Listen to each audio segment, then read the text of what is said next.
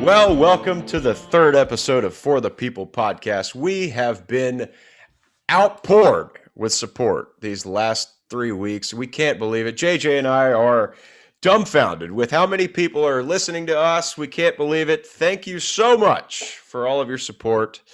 It means the world to us. We did not expect this quick of a transition into the podcast world. So thank you for putting us at the top of the list, up there near the top every week. So we really appreciate it. We hope you download, subscribe, all of the stuff to all the podcasts. But we've got to talk about last week here. We had Brooks Koepka coming out of really nowhere. I mean, chipping in on the 17th hole. I've been in that spot. Terrible spot to be. Makes it, wins the Phoenix Open. On the other side of the world, in Saudi Arabia, Dustin Johnson, arguably Brooks Koepka's favorite person in the world, best friends winning on the other sides of the world. What do you make of that, JJ? I thought it was awesome. I mean, the talk of the whole Waste Management Phoenix Open there was Jordan Spieth. I mean, Koepka, I'm fired up to see him win again. I think golf needs Koepka. They need a cocky Brooks Koepka for the golfing world to be a better place. But even more important to that than many fans is like a cocky Jordan Spieth. Yeah. And even though, and I don't want to say smoke and mirrors, that might sound harsh, but even though it was a goddamn magic show out of the desert, they're the third round making, 6 miles of putts. It was so fun to watch him in contention. And, him and Xander, who was also looking for a win for the first time in a while in 7 seconds or something crazy like that. But they were 3 clear of everybody else. So Koepka was like way kind of an afterthought at the time. Everybody was like, can Spieth make it happen? This is Xander's tournament to lose, but can Spieth hang in there? And then at the end of the day, freaking Koepka with his massive guns and beautiful smile and great dimples just absolutely crushed everyone's soul and was an ass-kicking machine the last 5 holes. And then DJ did what DJ does and won in a desert on the other side of the world. Right. I don't know about you, but I didn't watch 1 minute of DJ's win. I watched a lot of the weekend on the Waste Management Phoenix Open, just really because Spieth was in contention. And Brooks, you're right. Brooks was an afterthought. Nobody really watched the tournament to watch Brooks Koepka until he chipped in and had 1 hole left. And then all of a sudden, there he is. He's your winner. So Saturday, Jordan Spieth makes 4 birdies from the desert, from Cactus Land, from Iguanaville, USA. He makes 4 birdies, shoots 61. Final group on Sunday. Man, I love Jordan Spieth. There is nobody that is visibly more nervous in the world of golf than Jordan Spieth. Pulling at his towel, picking his nose, like picking at his ankles, like throwing his golf ball up in the air. It's when Jordan Spieth is good, golf is really good. I love watching golf when Spieth's in contention. Always have. Even when I was playing, I love to see Spieth win. But Brooks Koepka chipping in on 17 and then winning by a couple on Sunday.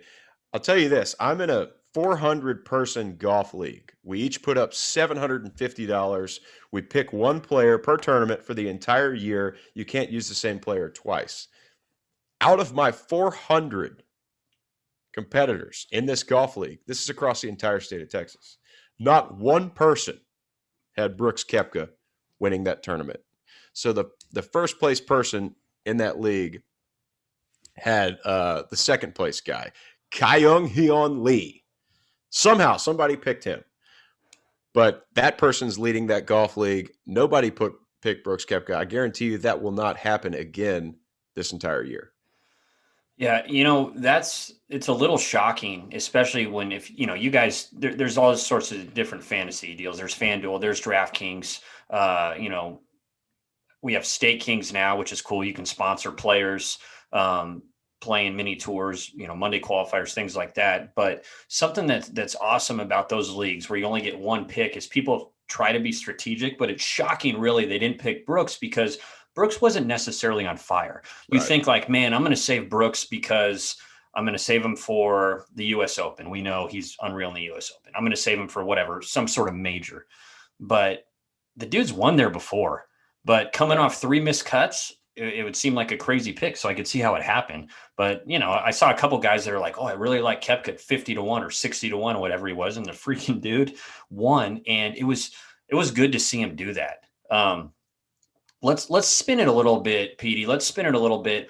Over in Saudi Arabia, we had DJ playing, and a lot of people are like, "Why the hell are these guys not playing the Phoenix Open?" Well, let's be honest. I think you and I both know why they were over in Saudi Arabia. Those dudes are getting paid millions and millions of dollars to go over there. DJ won the tournament, and I guarantee you he made at least double by just getting off the chartered plane and staying at a 7-star resort and playing in the event than he did for actually winning the thing. It's not about supporting the European tour or whatever. I mean, it's cool that they played, but the Saudis had a bunch of money. They wanted to pay the guys to go over there. And no matter who you are, if they pay you enough money, you're going to go play over there. That's right. I mean, Saudi Arabia, it's no secret they've got all the oil money in the world, right? And so some of these guys, the Dustin Johnsons and the Bryson DeChambeau, I mean, Bronson was what, 4th or 5th in that event. They're probably getting anywhere from $1 million to $2 million to go fly on a private plane and head over there and collect their appearance fee and play the tournament. So what I think is such a testament to those guys' games and to those guys' desire to win. I think if you're getting paid $1.5 million to $2 million, I'm not clear on the number, but it's going to be between $1 million and $1 million, 100%. If you're getting paid that kind of money to fly across the world just to play a golf tournament, you could shoot 100, 100, 100, 100, and you still figure out a way to win and finish top 5. That right there tells me that these guys don't care as much about the money as they do about winning. And that is why they're still out there and you and I aren't. Well, yeah. I mean, dude, how about Phil Mickelson? I mean, Tiger Woods has made the most money of any golfer of all time, and it's not close. Mm-hmm. Phil Mickelson, he's number 2.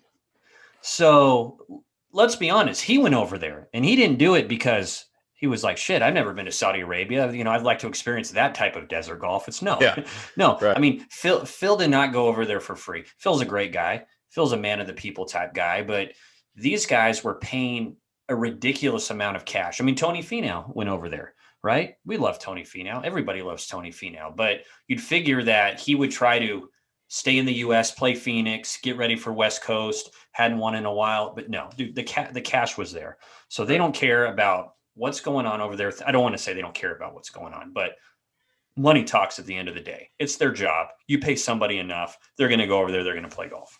Right. But my point here is that these guys are getting these ridiculous appearance fees and they still figure out a way to put good numbers on cards. Me, if I'm, hey, they're like, hey, JP, you want to come over here and get 1.5 million? Yeah, I go over there and I get smashed every night and I throw 80 bombs on the card all 4 rounds. It's just what's going to happen. It might cost you 1.5 million to get smashed in Saudi Arabia. I don't know, but no, you're right. You're right. I mean, dude, those guys, they're just competitors. They show up and they're like, hey, I'm here to win the tournament. I don't care if I'm making $3 million, $2 million bucks, whatever, just for showing up. So that is cool. So super credit to Dustin Johnson. Does it make the fields weaker at Phoenix? Yes. Does it make the field way weaker at Pebble Beach this week? Of course. DJ just dropped out here recently, but dude, it is what it is. Golf is a worldwide game. The European Tour has been suffering losses like this from guys playing on the PGA Tour, and you're going to see more and more of it if they start allowing appearance fees. It's just going to happen.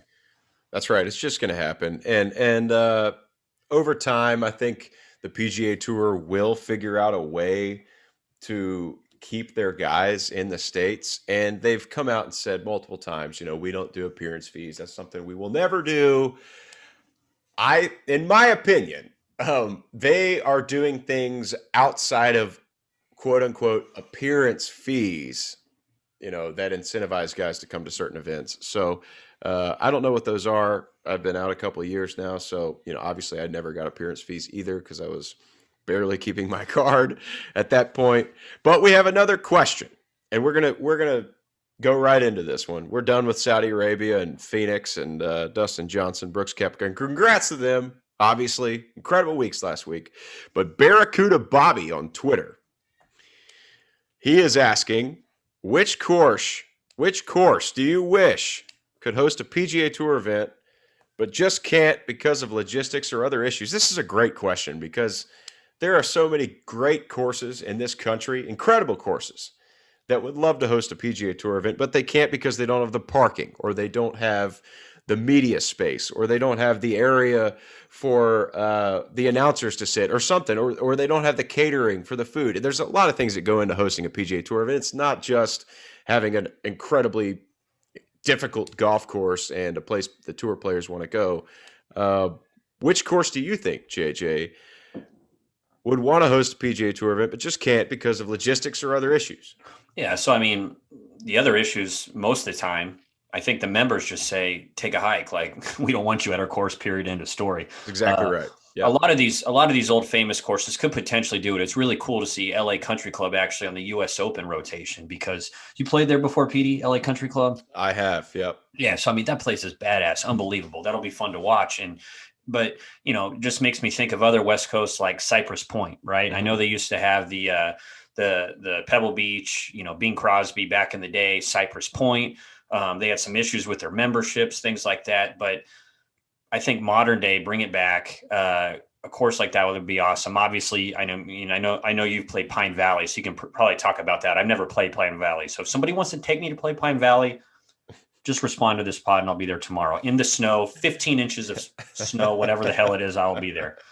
But I think that would be, dude, I think that'd be a pretty sick track. I mean, a lot of these old famous courses don't have room for fans, right? The PGA Tour wants to make money off gallery, off all these other things. But kind of off the top of my head, I'd love to see kind of a Sand Hills or Cypress Point, just a course that a lot of people don't really get to see on TV often.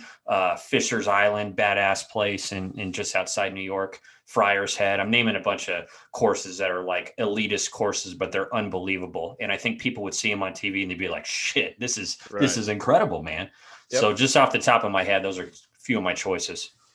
So there are a lot of golf courses that fit this criteria, right? They're all over the country. There are plenty of golf courses that are hard enough to host a PGA Tour event. There are plenty of golf courses that have nice enough facilities and the room to host a PGA Tour event. But those golf courses and those areas may not particularly want a PGA Tour event. That membership may not want it, in my opinion. So my favorite course in the entire country is the Honors Course in Chattanooga, Tennessee. I love that place. It's like you drive up to it, you could pass it. You'd never see it. If the regular Chattanooga resident drove by it and they live next door, they wouldn't even know it's there. It's covered in trees. There's a farm gate. It's a 15-foot farm gate. It looks like the entrance to your mom and pop Redneckville farm that opens up. You open this gate and you drive about 200 yards and it opens up into a golf mecca, right? We played the 2010 National Championship there at LSU, and I'll never forget it. It was one of my favorite areas in the entire world, my favorite golf course to this day.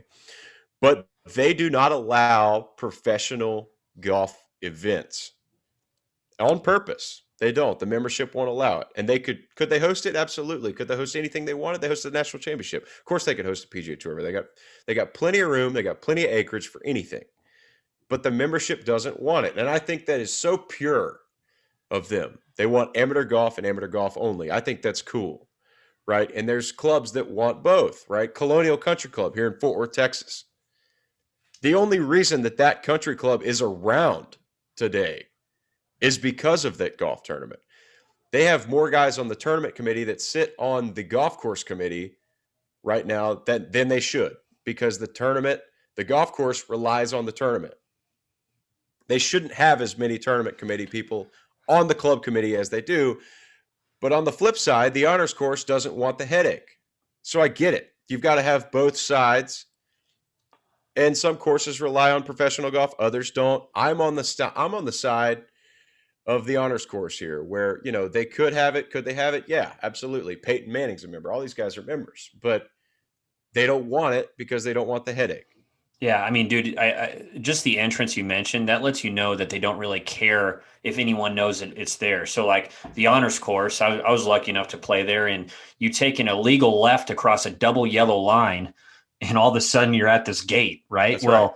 If they wanted you to know that, oh my God, here's the Honors Course, come to the pro shop and it's merch season, let's buy a bunch of merchandise and, oh, here's the hat. No, they don't care about that. And dude, Friar's Head is another example. Friar's Head may be my favorite course I've ever played, up there on Long Island.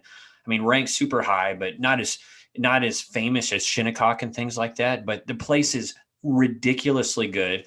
And you take a left-hand turn at a black mailbox with a red flag, and then you just creep through this windy road. No one knows it's there. A gate opens, and then the clubhouse looks like Harry Potter's castle. But obviously, they don't want anyone to know that the goddamn place is there. So that's what's awesome. I mean, it's a pure golf experience. We'd love to see tournaments like that. And kind of a follow-up that we saw in that, PD, that somebody asked was like, what about like a Ryder Cup? Maybe the opposite, maybe a course that are already playing on tour. Do you think it'd be cool to flip it and have like a Ryder Cup instead of playing these more US Open, PGA Championship style courses? Well, I think a Ryder Cup with a course, like Scottsdale or, Pebble or like any of these courses that have on tour where they have a lot of birdies and they make, 20 under, around 20 under is the winning score. I think that would be exciting for the people. This is your podcast. This is not ours. This is yours. So if the people are asking, and the people are asking, I think a course like TPC Scottsdale or somewhere where 20, 25 under wins, and there's 3 or 4 of them across the PGA Tour schedule, I think the Ryder Cup looks incredibly different at somewhere like that. But when you go to Medina and you go across to Turnberry and you go to these other courses where, par is a good score, in my opinion, the Ryder Cup is a lot more boring at courses like that. Yeah. No, I mean, I'd rather see guys going for drivable par 4s, reachable par 5s with water all over the place than somebody winning with a par because somebody got a dirty kick off some surface that was rock hard and it was just a carny show. I mean, that's it. Yeah. That's it. But all right, PD, let's roll on. That was a good question, dude. Good. You guys have been awesome with these questions. I mean, beyond good. I love it. Nails, as one might say. But I think we need to move on to Eric Flores here. He asked a good one, and I don't know how you guys have been following this on Monday qualifying circuits, following guys' careers. At Monday Q Info is a great account to follow on Twitter if you want to know about Monday qualifiers. But Big Money Golf did a really cool thing here recently where they started something called Big Money Mondays, and basically what was happening was Monday qualifiers. Let me just run through the logistics of them. Okay. If you're a member of Korn Ferry Tour or PGA Tour, you get to pay $100, a little bit less. If not, there's a pre-qualifier to even get in the actual Monday qualifier. And then you pay $450 total if you reach that point. And by that point, there's only 4 guys getting in, sometimes less. 3 guys got in actually in Phoenix last week. So you can shoot 66 for 2 months straight and potentially not make a Monday qualifier, lose your ass by spending so much money. And it's just tough. You might just throw in the towel, even though you're obviously playing some great golf. So what these guys did is give you the opportunity to throw in a couple $100, buy yourself in this thing and kind of create a mini purse for players. So you can maybe finish 10th or 11th, but maybe win $1,000 or so, fund your trip, make a couple bucks and keep your Monday qualified dream going. Well, the PGA Tour kind of said, no, we don't want to see that happen. The whole purpose of this is just to get into the PGA Tour event only. And it's trying to shut this thing down. PD, what do you make of this whole deal? Yeah, this is a sad, sad situation. As you know, obviously you and I would love to be back on the PGA Tour again. The PGA Tour is a monopoly. I mean, I'm not going to Europe. You're not going to Europe. The PGA Tour is a monopoly. That's the place to play, right? So to hear about them trying to squash these guys that have grinded their entire careers, $1,000 here, $1,000 there, and them take away the opportunity, the PGA Tour taking away the opportunity of these guys possibly making money for playing in a Monday qualifier is very, very sad, in my opinion. These guys are not employees of the PGA Tour. These guys that are playing in these Monday qualifiers are not employees of the PGA Tours. These are independent contractors. They are out there on their own dollar. They are not employed by the PGA Tour. The PGA Tour has no right to dictate what they can and can't do to make a dollar. So they are not in a position to tell these guys they can't play in a money game outside of the Monday qualifier that's strictly online. There is nothing at the tournament. There is nothing there. They pay a management fee, and a small management. It's $100 for the whole year and $100 per Monday qualifier. If you're not going to tell me that somebody in 300 players isn't going to pay $100 to possibly make $6,000, even if they don't qualify for the tournament, you're insane. This is the best opportunity a professional golfer that's trying to make it onto the PGA Tour has had in years. Since the PGA Tour in 2012 or 2013 did away with 25 cards at final stage of Q School, this is the best opportunity to make it and make money while you chase Mondays since then. Yeah. I mean, if you're really being honest about the whole thing, professional golf, until you reach the PGA Tour and Korn Ferry Tour with these purses where they have corporate sponsors putting together this purse, you're gambling with your own money. I mean, you're betting on yourself. And anytime someone's putting their own money to bet on their self just to try to make some money and continue their dream of pursuing professional golf, I think they should be able to do it. Especially since the odds are so slim of getting in. I mean, does it happen ever so often that somebody could Monday qualify, win the tournament, all these things on the PGA Tour? Yeah, for sure that happens, but it's such a slim chance. Well, shit, maybe now you can have the guy that's been nails shooting 67, 66s for weeks and weeks. Well, this guy's making 1,500 there, 2,000 here, just by betting against, basically not really betting, just playing against others with his own cash to keep his Monday qualifying dream alive. So I think it's a really cool thing. Got to keep it going. It's great for the professional golfers. It helps them potentially reach the PGA Tour, Korn Ferry Tour. It'd really be a shame if this thing came to an end. The PGA Tour has hated competition. Last year, they had that startup tour that Rory and Phil and Tiger and those guys were getting bids to go play a separate tour, right? You remember that? They were squashing that so fast. Oh, yeah. The PGA Tour cannot stand competition. This isn't even competition for them. This is a Monday qualifier. The PGA Tour does not want these guys to have the opportunity to make money outside of their event. This isn't even, it's a section event, right? It's run by the section of the state that the qualifier is in. So the PGA Tour is so adamant about being the end-all be-all in professional golf that they don't want these guys. Andy Levinson sent this email, and it is a disaster trying to shut this thing down. I am almost embarrassed to have been associated with this, because these guys that are playing in these Monday qualifiers have no voice. They've never had a voice. They don't have a platform in which to stand on. And finally, the big money guys, the Big Money Golf Classic guys, the Money Mondays guys, are giving them the opportunity to make. They're not going to get rich playing Mondays. No. But if they finish second or third or fifth, sixth, they're provided enough cash that they put up themselves, mind you, to keep going. Yeah. And I mean, you might get a critic that says, well, if the Monday qualifiers are so expensive, or if they don't want to keep their dream alive, well, then they should do something else. But that's not the case. If they want to be a professional golfer, they can't do anything else. There are no other avenues. You can go Korn Ferry Tour, right? You can pay $5,000, which is the same amount it used to be when you can actually get your PGA Tour card. You can't even get your PGA Tour card at Q School anymore, but they didn't even change how much it costs to play Q School. You can pay $5,000 to go through there, or you do these Monday qualifiers. They cost $450. The Korn Ferry Tour is split up. They have so many guys, but it's only 4 on each site. The PGA Tour only has 4 guys.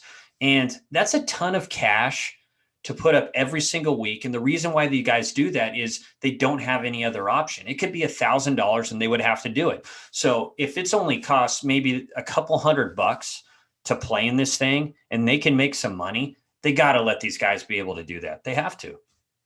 Yeah, it's been a very sad situation to watch from the sidelines these last couple of days, because JJ and I are in with these guys. We love these guys. They're doing a great thing for the game of golf. They really are. They're trying hard to make the guys visible that are trying to make it as a professional golfer, and it's been a great thing to watch from our perspective. We're playing in their next event, and JJ and I plan on. I mean, JJ played like 20 Monday qualifiers last year. Yeah, for sure, dude. Like I'm going to be playing in a few coming up. It's just pathetic to see them try to squash this, and that's really all I have to say about it. It's pathetic that they try to squash these grinders' dreams, and you know what? They're not going to win because they have no legal stance. All of the contracts these guys have been through, and they have no legal stance. If you're listening to this and you're playing Monday qualifiers and you're signed up for Money Mondays with the Big Money Golf guys, count on it. It's going to keep happening. They will not get rid of it. This episode of For the People is brought to you by Texas Title, your DFW-based title insurance company.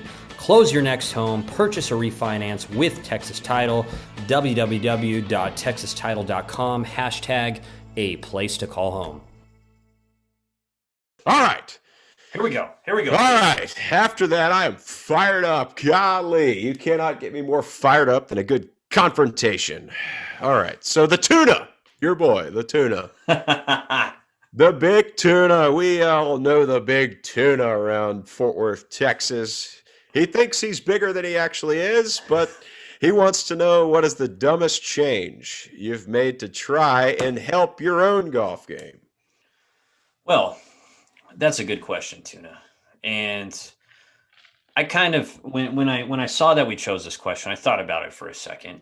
And I don't know what you're going to say, Petey. You might say that maybe it's a swing coach you went to that you shouldn't have. Maybe it's like you got hypnotized or some shit. I don't know. But I'll tell you this, and you were a Titleist guy for a while, so you can respect this move. When I was a putter free agent, so really the only time I had a putter contract when I was with Callaway, and it was great that I did because Odyssey always had freaking phenomenal stuff at all times. Yeah, putters. Always nails putters. But I'd always grab a Circle T, I don't know, every 3 or 4 events, right? Scotty Cameron Circle T. Well, every time I grab one of those things, I putted like shit. And it's my own fault. Jordan Spieth made 17 million miles of putts with the Circle T last week. But when I saw those things sitting on the putting green, or I saw those things just in the bag in general, and I knew that they were $3,000 putters, I sure as hell was convinced that it needed to be in my hands. And one after another that didn't work, I grabbed. And every time I grabbed it, probably 14 times, I think I was maybe 2 for 14 and made cuts.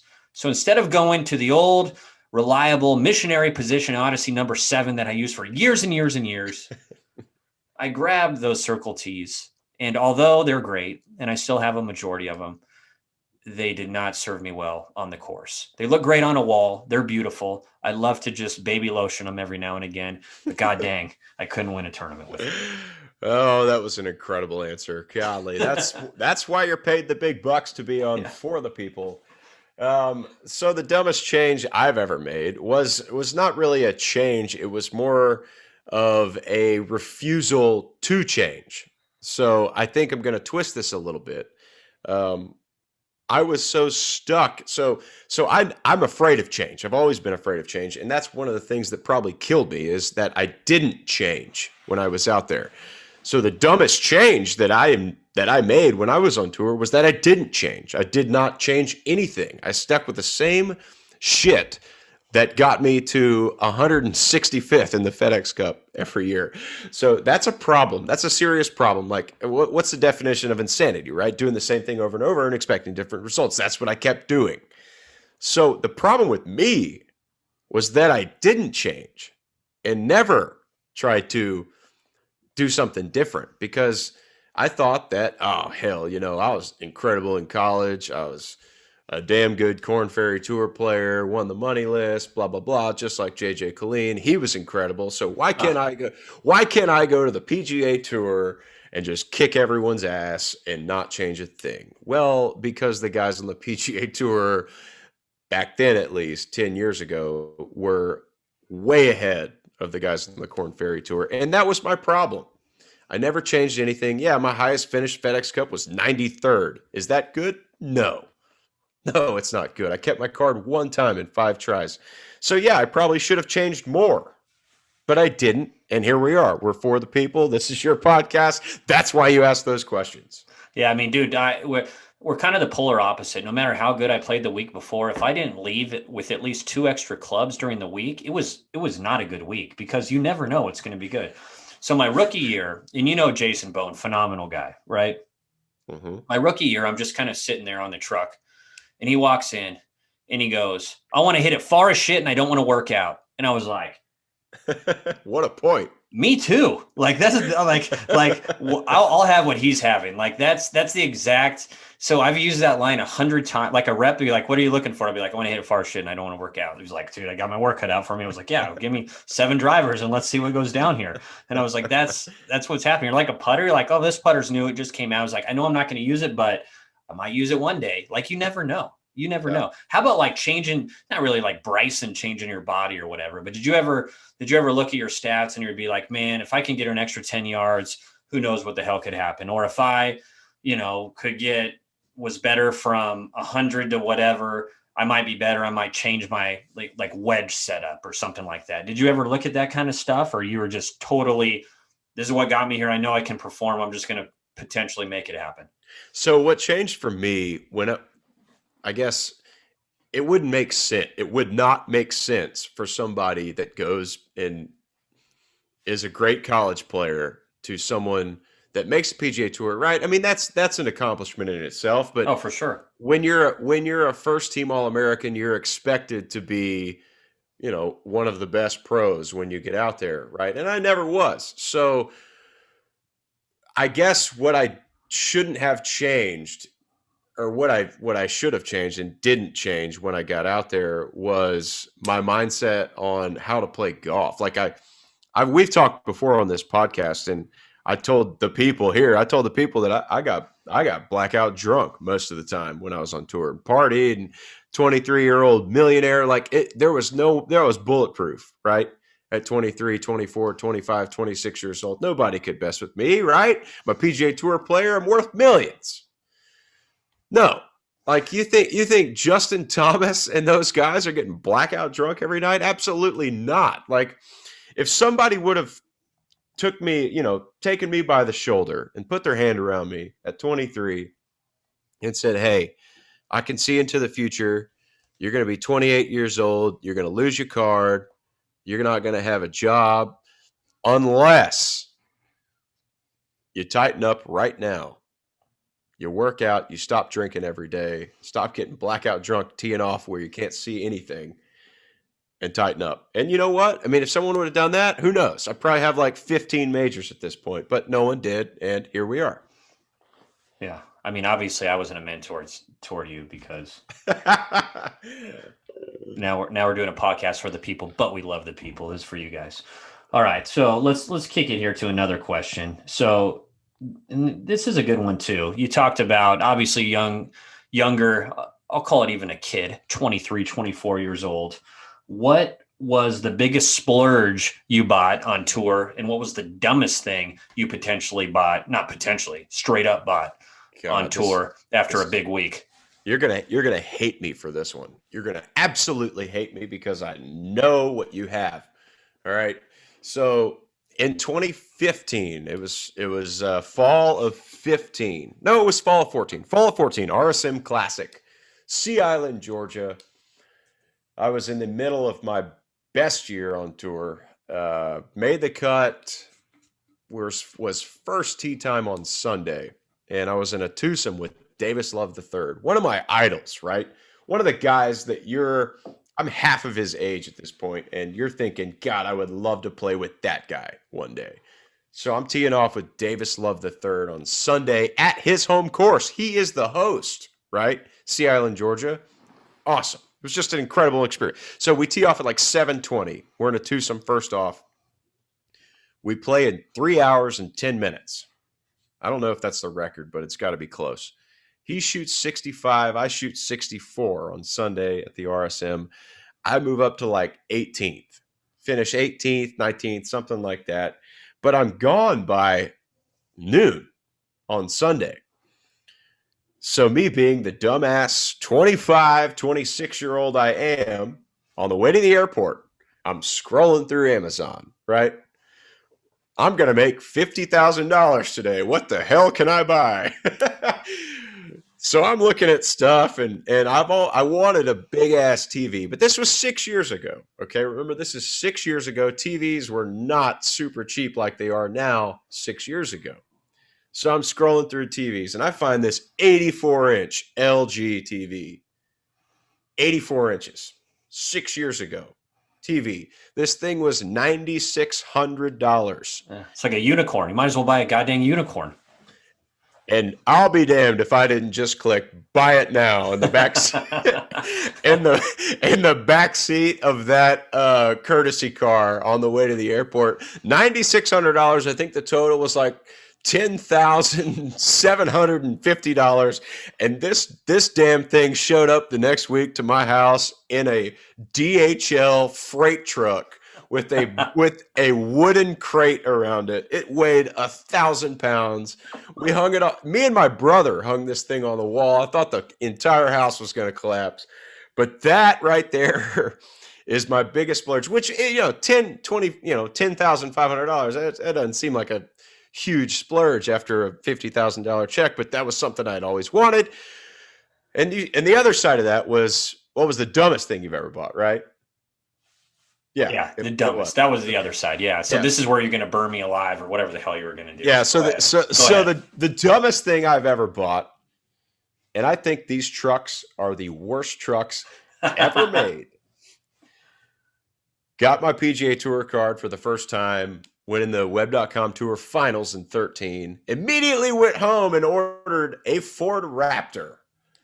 I got the first one in all of Louisiana in 2013 or 2012. Yeah, it's 2013. Fall of 2013. Got the first Ford Raptor. I got a 2014 Ford Raptor, and that thing was terrible. You want to talk about looking like a spoiled fraternity guy in the middle of a $55,000 a year school? Buy yourself a Ford Raptor. Ford Raptors are unbelievable, by the way. They're badass. If you buy one, you're a badass. You look badass driving them. That's all I can say. PD, some people aren't sophisticated, man.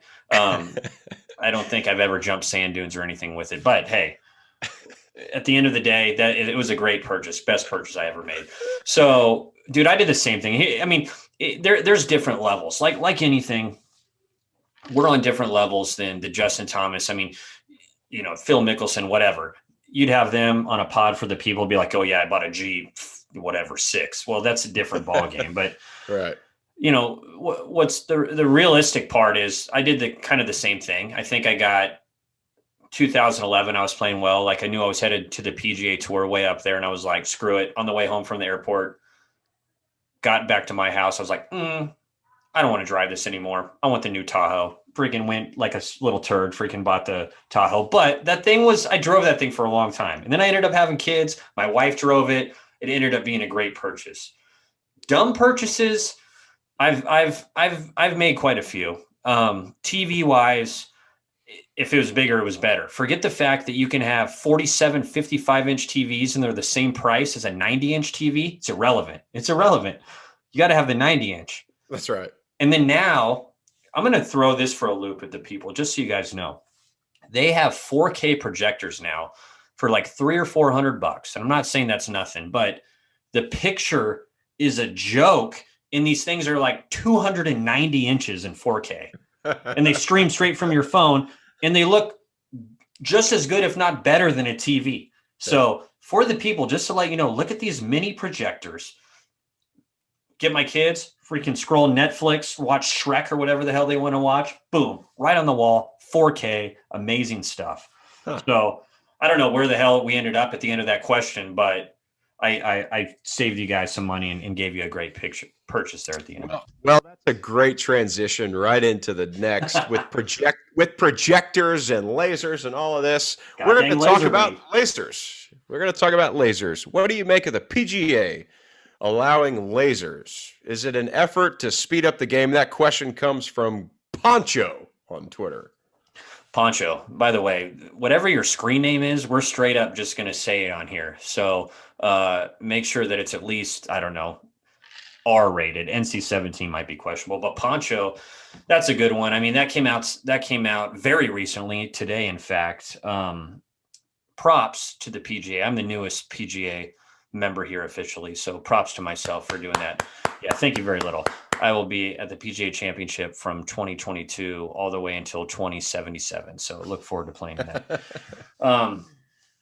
It's awesome they did that. I think the PGA, USGA could do the same thing if they wanted, really. The PGA could say, listen, we're not really going to be the guinea pig here, but we're going to be the let's use our brain part of the program. And lasers are awesome. When those came out, I think Coach Montegill at TCU got us all a laser. Maybe my senior year, they were about brand new, 2004-ish, 5-ish, right? And they were like hunting lasers. Like this thing barely fit in your golf bag. I mean, you had to two-hand this thing. It had a range of like 10,000 yards, and it was made for picking off deer in the next zip code. Well, but it was still amazing, right? The thing was amazing. And when we got those lasers, it changed the game. Like, we're like, oh shit. Like if you didn't have your laser mentally, like it was going to cost you shots. Well, the difference for just so a lot of you guys know, on the PGA Tour, a laser is irrelevant during the tournament because we look at these yardage books, and of course we care where the pin is, but more important, we always care about the distance we want to fly it. So you can't really know the distance you want to fly it on all shots because there might be a bunker in the way, there might be a lip, the pin might be tucked, all these things. So we're always looking at the distance we want to carry it, a bunker we want to cover, and then how much room we have on the short side, how much room we have long. Okay. A laser can't get you all those things. The flag has a reflector and zip. I can hit it from 1,000 yards away, no problem. But if I need to know how far it is to the back edge of the green, probably can't do that. Right. So I love that they did it. I think it's going to be awesome, especially for a situation where a guy's hitting total foul balls. I don't know if it'll speed up play a bunch. It's going to be weird to watch caddies actually use that, but I do think it'll be pretty damn fun. Yeah, I like it. I like it. I mean, golf's such an archaic sport for the most part. Still is. These guys are. I mean, they refuse change over and over and over again. But for them to allow lasers, if not just for the PGA Championship, it's a big step for golf. But yeah, you're right. On the PGA Tour, everybody just wants to know a front number, right? And you can't get a front number from a laser. And you always go front to the flag, right? Or you go carry to the flag. And you can't get that first number, whether it's the front or over a bunker, to the flag. You can't get that. So it's not going to change a single thing as far as the front number goes to the flag. But yeah, if you want to stand there and your pro only wants flag numbers, which no pro ever, maybe with the exception of like a Bubba Watson or Phil, maybe Phil wants nothing but a flag number. I don't know. But I always wanted a front number, flag number, or a carry number, flag number if the pin was over a bunker or something, or a water hazard or something like that. So I think it will speed up play because guys are going to hit it all over the map. You're everybody's addiction to bombing it 400,000 yards at this point produces a lot of foul balls. That's just naturally what's going to happen when guys are swinging outside of their shoes.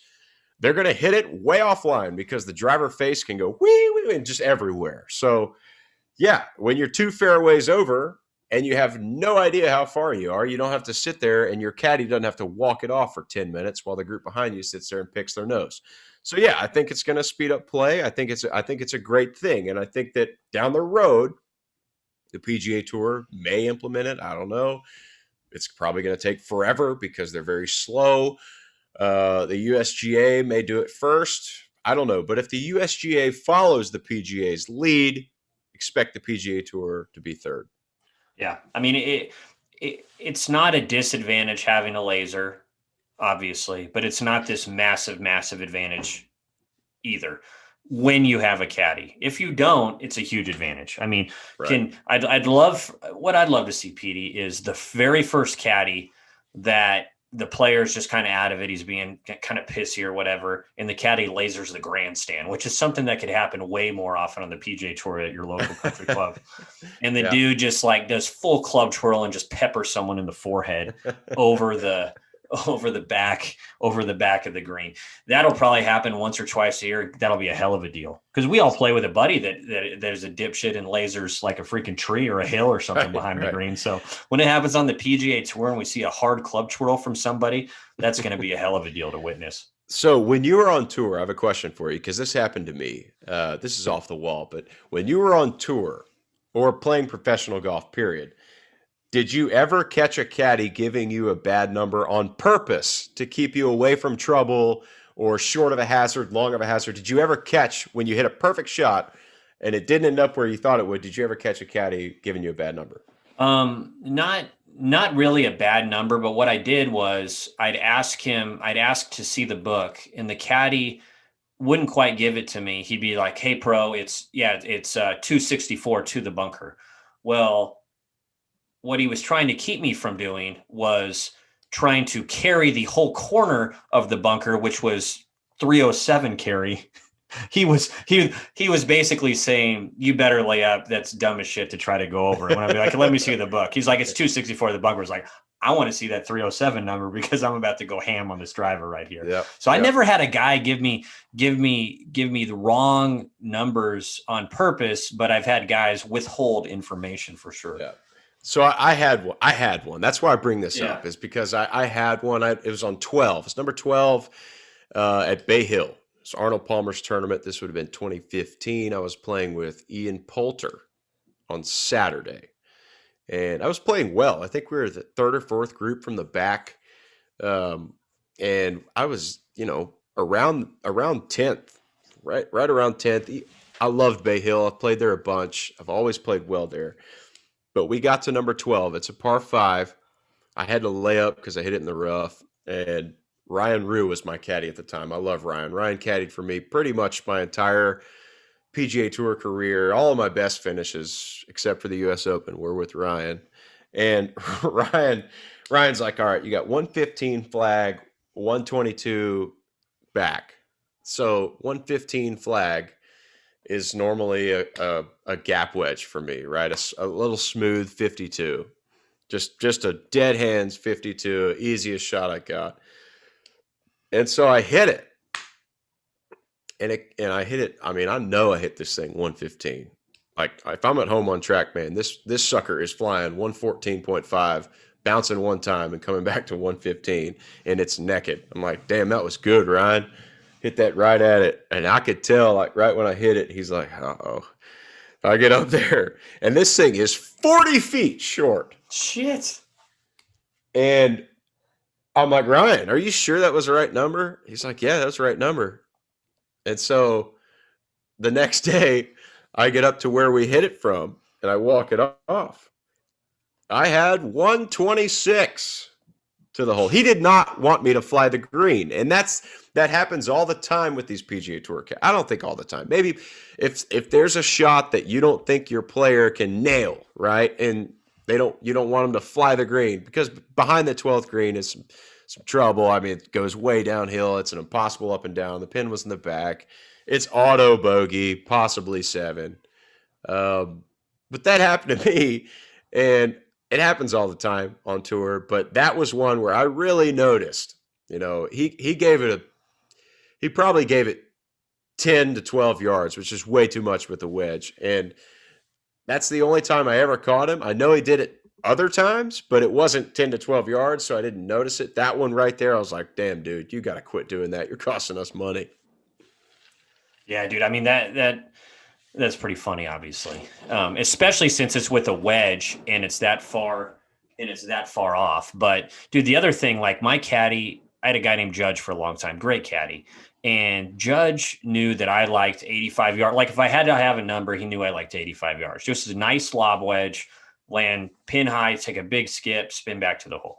So if I had like 260, 270, 280, but it was just greasy. Like maybe I was in the rough, maybe there was water.